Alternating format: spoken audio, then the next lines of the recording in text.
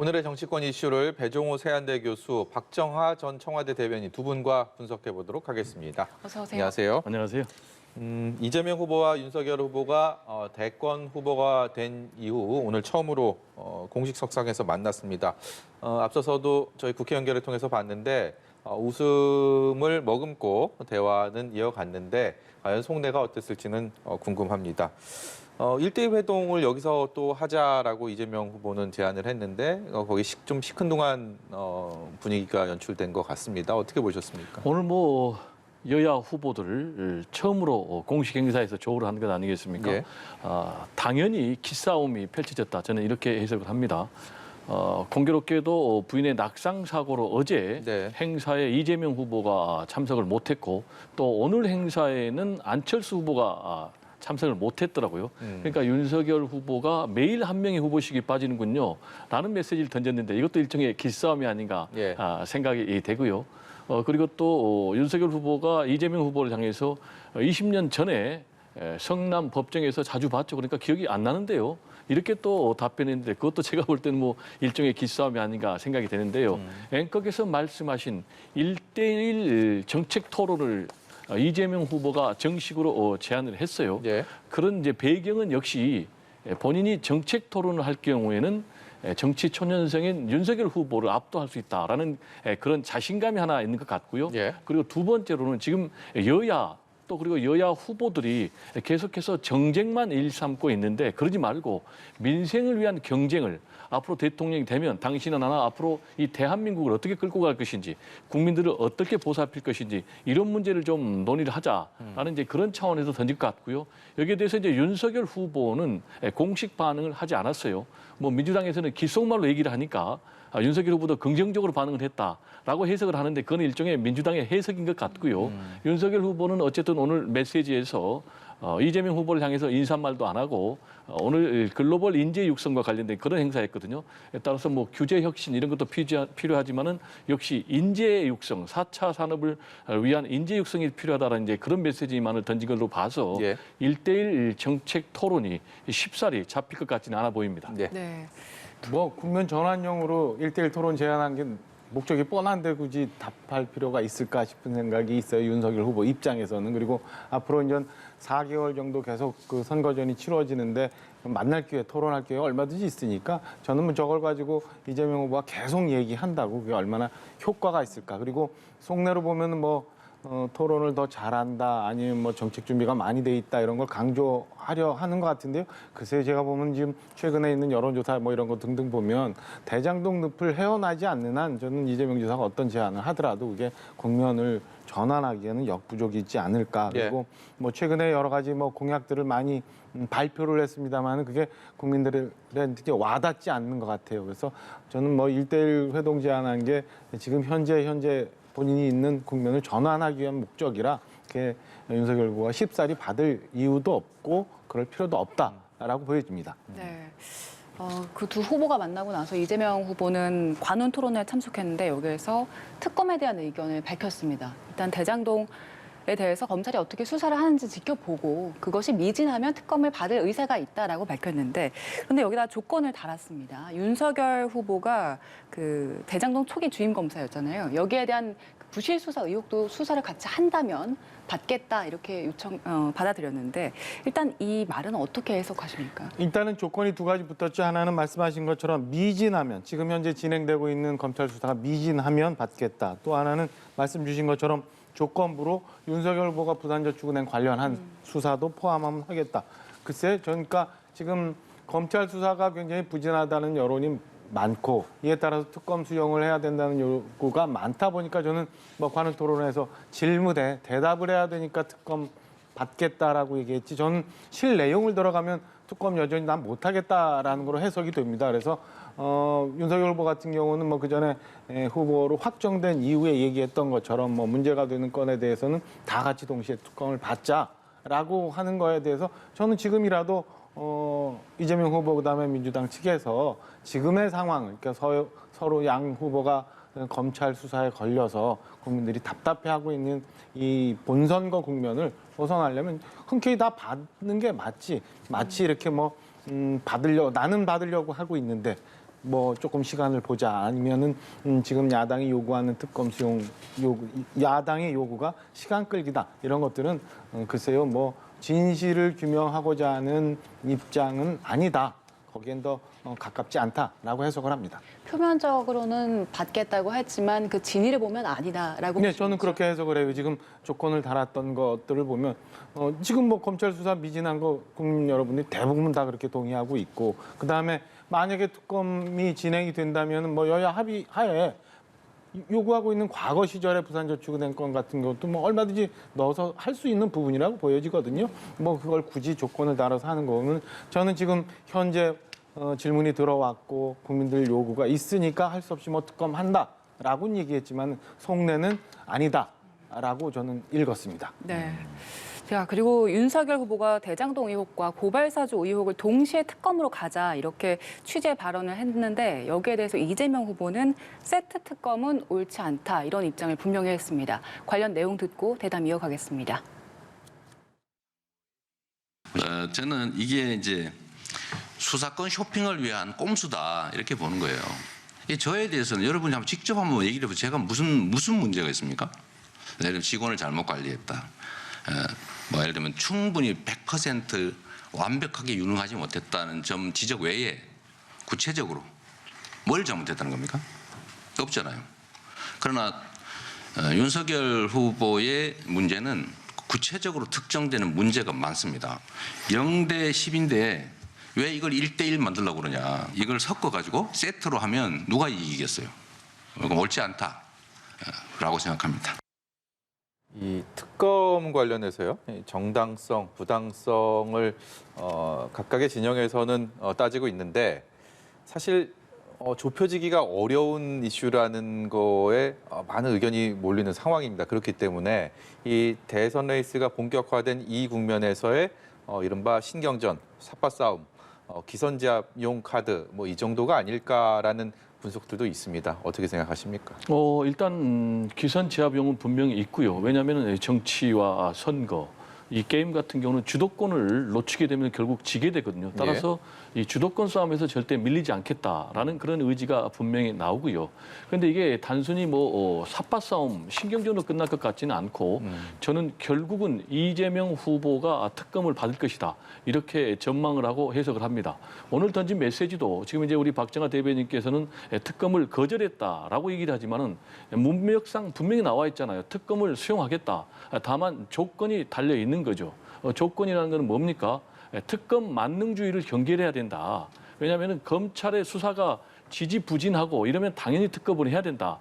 근데 일단은 검찰 수사를 좀 속도를 내고 지켜보고 미진하면 특검을 해야 된다라는 걸 분명히 얘기를 했고요. 네. 그리고 두 번째로는 지금 윤석열 후보 같은 경우는 한 8건 정도 수사를 지금 받고 있거든요.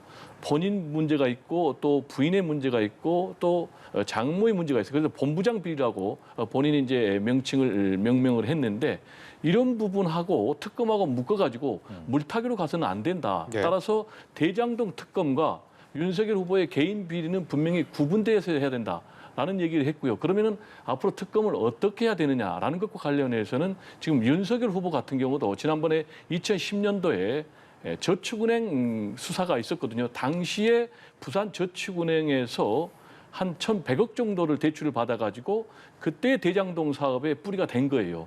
근데 이럴 때 당시에 수사검사로서 결국은 봐주기 수사를 했다. 따라서 이 부분이 수사가 특검을 한다면 해야 되는 거 하나. 그리고 또 곽상도 의원의 아들 50억.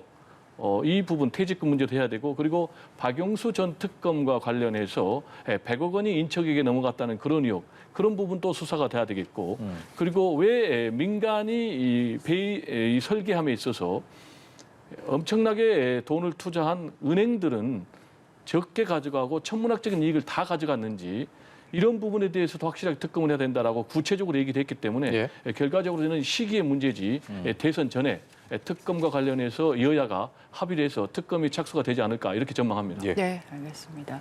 그리고 이재명 후보의 최근 행보를 보면 공개 일정 중에서 상당 부분이 청년들과 관련된 일정들이 많더라고요. 뭐 스타트업 대표들을 만나기도 하고요. 또 얼마 전에는 홍준표 의원을 지지한 이유를 밝힌 글을 공유하기도 했었는데 이런 행보들이 계속해서 청년층에게 인기가 없기 때문에 계속해서 공약을 하고 있는 모습인데 남은 넉 달 정도 동안 이런 행보가 청년들 표심을 돌리는데 얼마나 영향을 미칠 수 있을까요? 저는 상당 부분 영향이 있다고 봐요. 중요한 것은 청년들의 표심에 진정성 있게 누가 다가가느냐가 굉장히 중요할 것 같고요. 지금 말씀하신 대로 이재명 후보라든지 윤석열 후보 모두 2030 세대들에게 굉장히 인기가 없어요. 지금 국민의힘 같은 경우는 홍준표 후보가 떨어지고 윤석열 후보로 확정이 되면서 2030이 탈당 러시를 하고 있지 않습니까? 그것도 하나의 뭐 반증이다라고 이렇게 얘기를 할 수가 있겠고요. 따라서 특히 이제 탈이념, 탈진영적인 그리고 실용주의적인 입장을 보이고 있는 2030에게는 누가 실질적으로 삶의 문제, 구체적으로 뭐 주거의 문제, 취업의 문제 이런 부분에 있어서 와닿는 공약을 내세우는가, 정책을 내세우는가가 굉장히 중요한 것 같고요. 그런 차원에서 지금 이재명 후보가 대구에 경북대학교의 청년들 상대로 특강을 했지 않습니까?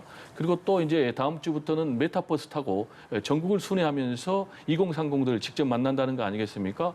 첫 지역으로 지금 PK 지역을 잡는다는데 이 PK 지역을 간 것은 역시 국민의힘의 서진 정책에 맞불을 동진 정책으로 그러니까 영남 표심을 잡겠다라는 것 플러스 2030 젊은 층을 메타버스를 통해서 직접 만나면서 움직이겠다라는 이제 그런 전략적인 해석이 아닌가, 전략적인 그런 행보가 아닌가 생각이 됩니다. 예, 국민의힘의 서진 정책을 말씀하셨는데 오늘 정치권의 여러 이슈들 중에서 굉장히 또 주목받는 포인트입니다. 윤석열 후보가 이른바 전두환 옹호 발언, 이게 파문이 불러온 지 한 3주 만에 오늘 광주를 찾았습니다. 지금 광주에서 행보를 이어가고 있는데 잠시 뒤면 광주 5.18 민주묘지를 방문합니다. 여기에 지금 참배하는데 시민단체와 대학생들, 그래서 뭐 지금 반대를 하는 그런 움직임도 꽤 있고요. 혹시 사과의 메시지를 일단 낸다고 하는데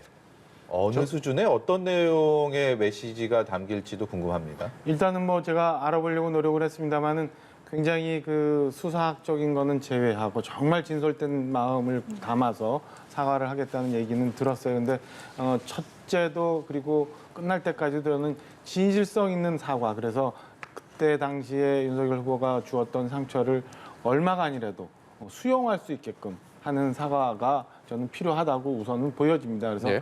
5.18 묘역을 이제 참배하고 난 다음에 어떤 메시지를 던질지 좀 지켜봐야 되는 대목인데요. 저는 지금 일단은 조금 이따 도착을 하는 것 같습니다만 광주 현지에서도 좀 상황이 이렇게 녹록치 않은 상황이 전달되고 있는데 광주 시민들 그다음에 이에 이제 윤석열 후보의 광주 방문을 반대하는 측에서도 저는 좀 우선은 받아들이고 본인이 어떤 내용으로 어떤 식으로 사과를 하는지 좀 듣고 난 다음에 반대를 해야지 마냥 저렇게 그 방문하는 것 자체를 반대하는 모습들을 여전히 보여주는 것은 꼭 옳지만은 않다라는 생각입니다. 그래서 오늘 방문하는 목적이 오늘 방문하고 그다음에 저녁에는 목포에 가서 1박을 하고 내일 이제 봉하마을을 간다고 하는데요.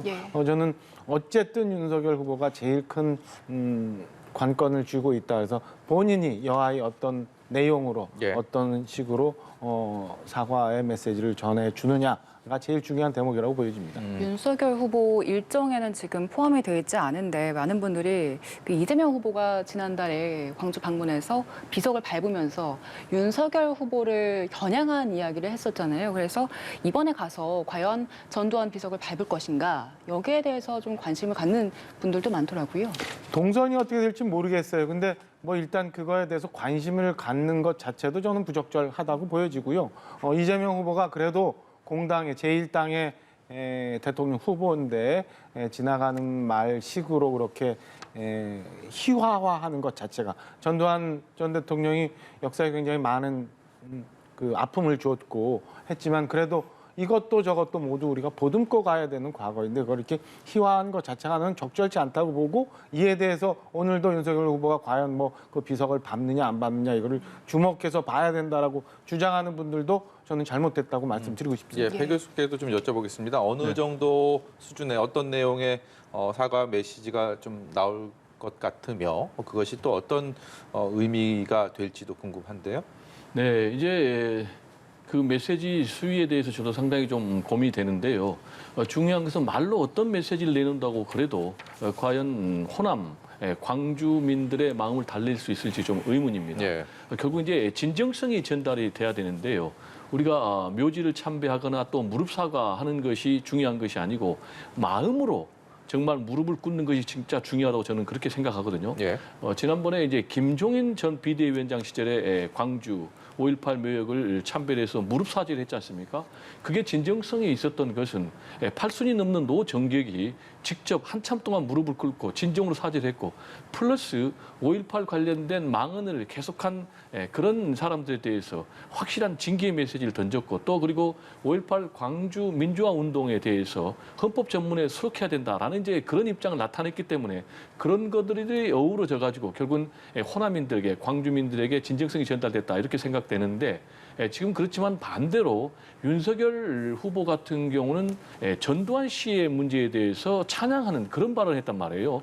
근데 지금 이 광주의 아픔은 현재 진행형입니다. 그리고 이 사건이 얼마나 끔찍하냐면 물론 이제 민주화 운동 차원에서 보면은 엄청난 민주화 운동이지만은 범죄적 측면에서 보면은 국민을 보호해야 될 군대를 동원해서 국민을 학살했다는 그런 끔찍한 문제가 지금도 아픔이 현재 진행형인데 이런 상황에서 윤석열 후보가 5.18 관련된 학살자 전두환 씨를 마치 옹호하는 찬양하는 그런 발언을 하니까 도저히 용납할 수 없는 그래서 지금 방문을 거부하는 이런 사태가 벌어졌는데 결국 구체적으로 요구한 것이 세 가지 아니겠습니까? 하나는 5.18 전문에 광주 민주화운동이 수록이 돼야 된다.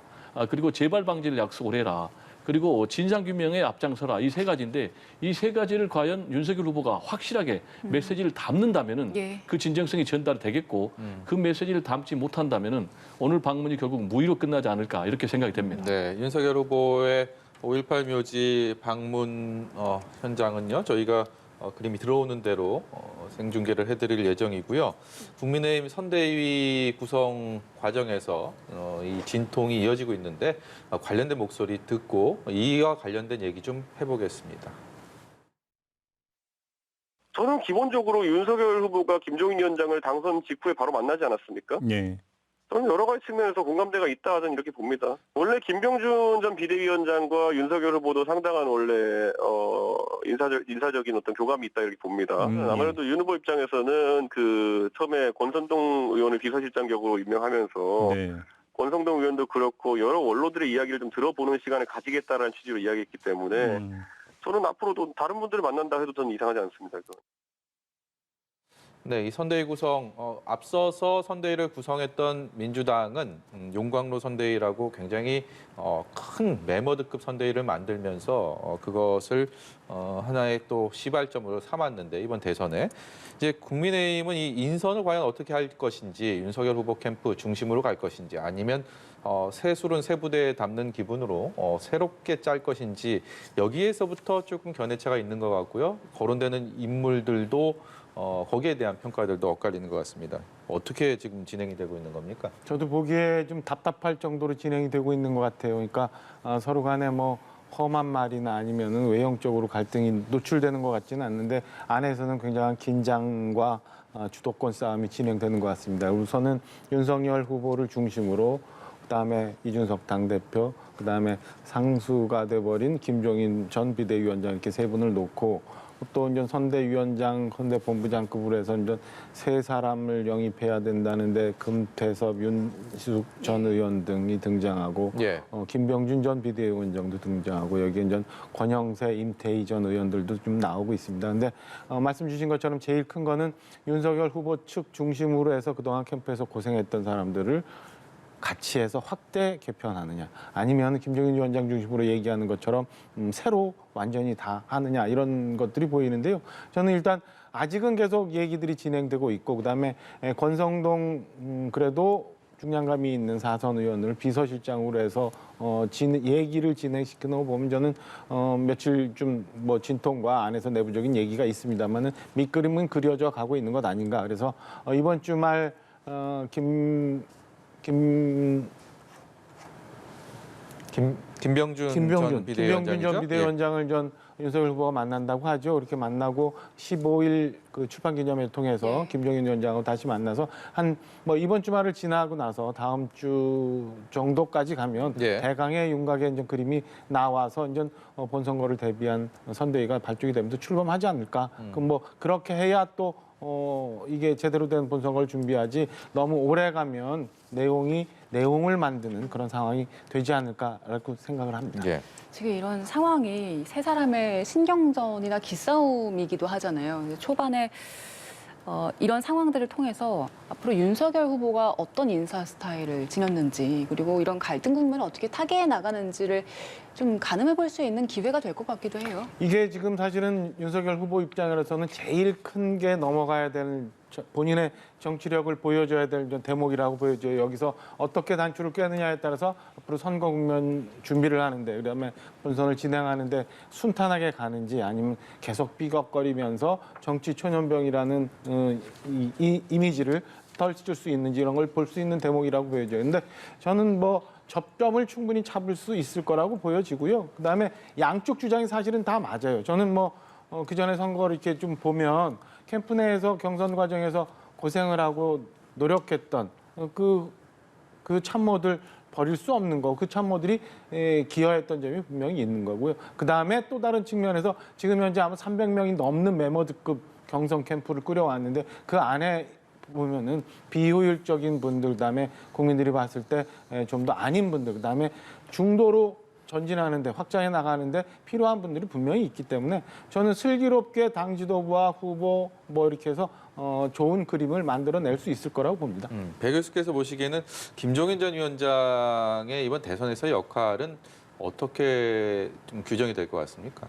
그거는 이제 선대위 구성 문제가요. 윤석열 후보하고 김종인 전 비대위원장 간에 잘 정리가 되는 것을 전제로 가능하고요. 만약에 이 부분과 관련해서 두 사람의 불협화음이 커진다면 결국 김종인 전 비대위원장 같은 경우 합류를 할 수가 없는 그런 상황이죠. 지금 이제 아까 우리 박 대변인께서 말씀하셨지만 선대위를 구성하는 것과 관련해서 지금 동상이몽이 아니라 동상삼몽이다라는 얘기가 있지 않습니까? 예. 윤석열 후보 생각 다르고 이준석 대표 생각 다르고 김종인 전 비대위원장 생각 다르고 그러니까 윤석열 후보 같은 경우는 자신의 캠프를 그대로 끌고 가서 이 캠프를 메모드급으로 하겠다라는 그런 구상이고요. 그러나 이제 이준석 대표 같은 경우는 캠프를 좀 경량화해서 실무형 중심으로 가자. 여기에 이제 김종인 전 비대위원장 같은 경우는 도로 한국당으로 가면 안 되니까 예. 중진들을 다 빼고 새롭고 참신한 모습으로 가자 이렇게 하고 있는데 쉽게 지금 윤석열 후보가 김종인 전 비대위원장의 요구를 받을지는 좀 미지수예요. 왜냐하면은 지금 이제 2030 탈당 러시가 있었고 또 홍준표 후보가 제대로 협력을 하지 않는 그런 상황임에도 불구하고 컨벤션 효과가 무려 10% 이상 이렇게 났단 말이에요.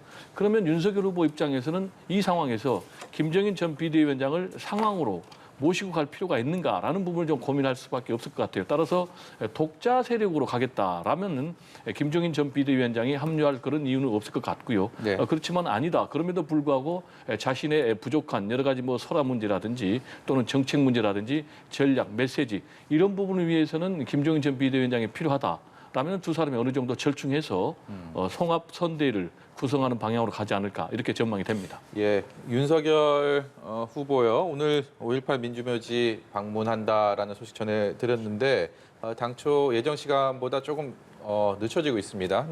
10분 정도 뒤에 도착을 한다라고 현장을 통해서 전해지고 있고요.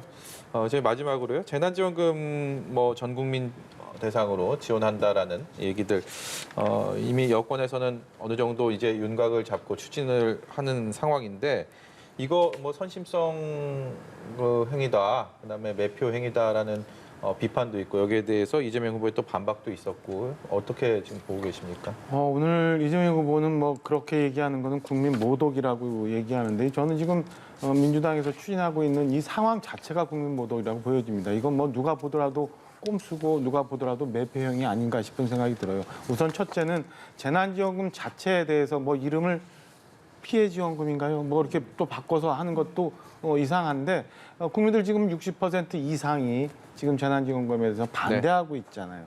그거를 굳이 지금 지급을 해야 된다라고 얘기하는 것 자체가 과연 지금 맞는 건지에 대한 그다음에 효과성에 대해서도 작년에 이미 나왔듯이 국회 예산처에서 발표했듯이 효과도 높지 않은 상황. 그리고 더더욱이나 문제가 되는 건 지금 현재 있는 올해 세금을 유예를 해서 내년에 걷어가지고 그 세수를 가지고 피해지원금을 네. 준다는 거잖아요. 이거는 글쎄 어떤 분이 저런 식의 아이디어를 제공을 했는지 잘 모르겠지만 그리고 그거를 어제 공식화해서 추진하겠다고 하는 게 민주당이 정말 국민들이 너무 쉽게 생각하고 그다음에 그냥 선거를 앞두고 돈을 뿌리면 다 된다라고 너무 안이하게 생각하는 부분 아닌가 생각합니다. 예정된 시간은 다 됐는데요.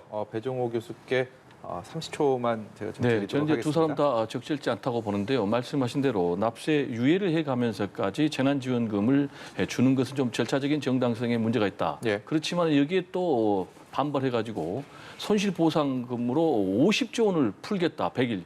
이거는 뭐 전체 우리 예산의 뭐 10분의 1에 가까운 건데 네. 이것 또한 엄청난 포퓰리즘이다라는 비난을 면하기는 어려워 보입니다. 네. 오늘 말씀 여기까지 듣도록 하겠습니다. 지금까지 배종호 교수, 박정화 전 청와대 대변인이었습니다. 네, 고맙습니다. 감사합니다.